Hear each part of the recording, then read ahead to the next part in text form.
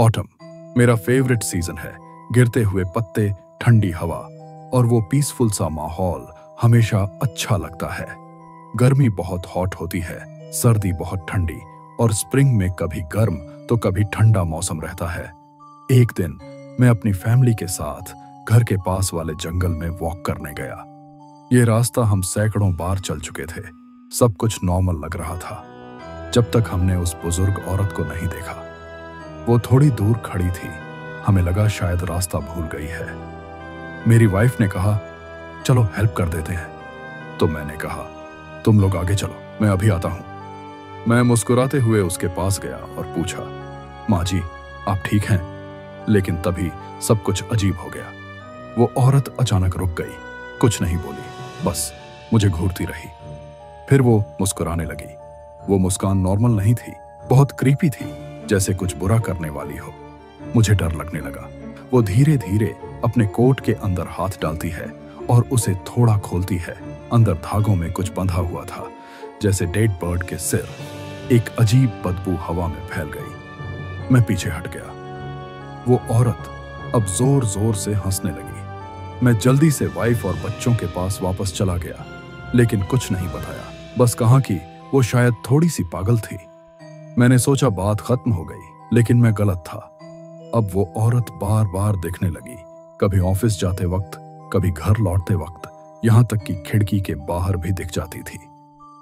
मैंने खुद को समझाया कि शायद ये मेरी इमेजिनेशन है, लेकिन फिर बच्चों ने भी कहना शुरू किया कि वो औरत उन्हें स्कूल जाते वक्त दिखती है। एक रात हम डिनर बना रहे थे, तभी घर में एक अजीब सी बदबू फैल गई, सड़ी हुई लहसुन जैसी।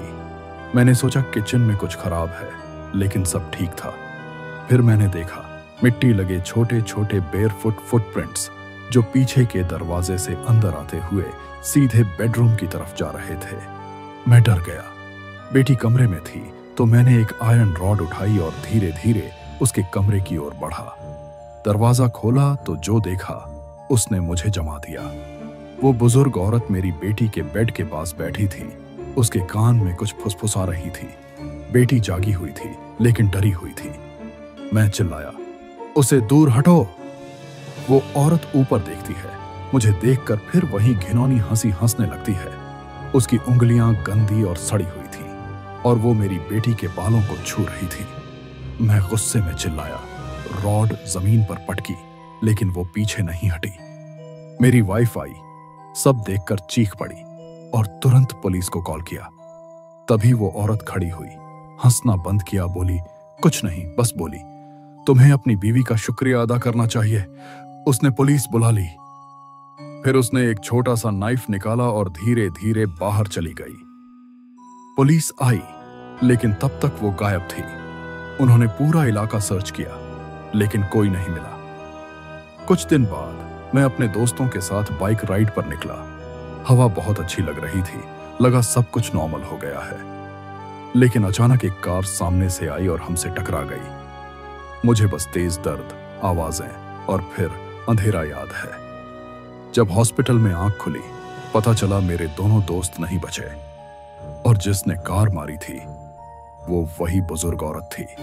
पुलिस ने कहा उसने खुद गाड़ी मोड़ी थी, एक्सीडेंट नहीं, मर्डर था। अब वो केस कोर्ट में है, पर मैं आज तक नहीं समझ पाया उस औरत ने ऐसा क्यों किया।